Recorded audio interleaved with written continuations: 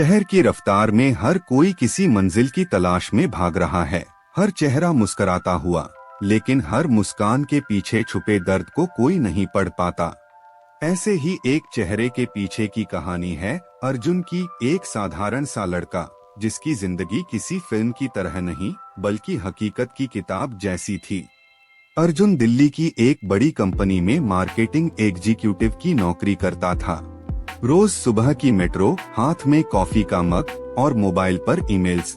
उसकी जिंदगी एक रूटीन बन चुकी थी।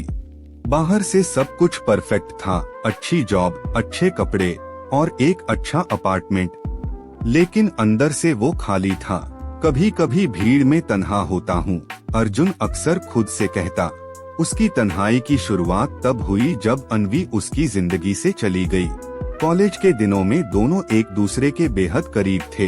पहली बार जब अर्जुन ने अन्वी को लाइब्रेरी में देखा था, वो पल जैसे उसकी जिंदगी में ठहर गया था। किताबों के बीच बैठे उस लड़की की आंखों में एक अजीब सी चमक थी, शायद कुछ कहने की या शायद कुछ सुनने की।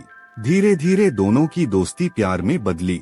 कॉलेज खत्म होते ही अर्जुन ने वादा किया था कि वो एक अच्छी नौकरी करेगा और फिर दोनों शादी करेंगे।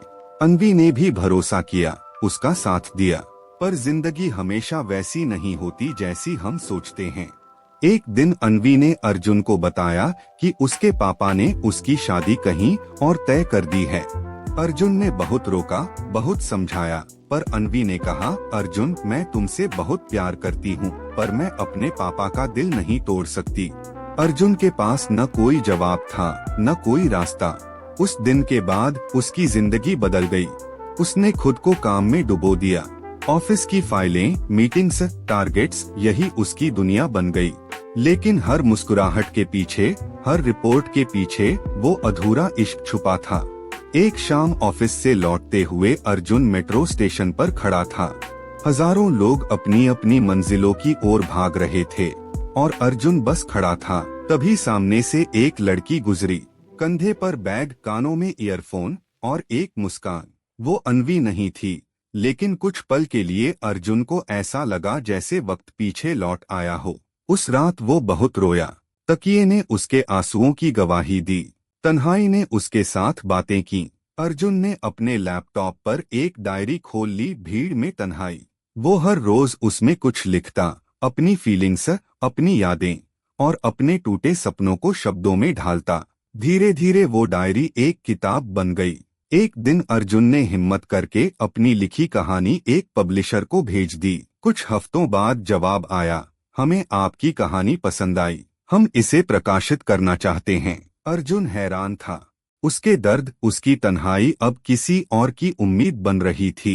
उसकी किताब भीड़ में तन्हा लोगों के दिलों तक पहुंची। रीडर्स ने उसे सराहा। सोशल मीडिया पर उसकी कहानियां वायरल होने लगीं। एक बुक लॉन्च इवेंट में जब वो अपनी कहानी सुना रहा था, उसे सामने पहली पंक्ति में एक जाना पहचाना चेहरा दिखा, अन्वी। वो चुपचाप बैठी थी, उसकी आंखें भर आई थीं।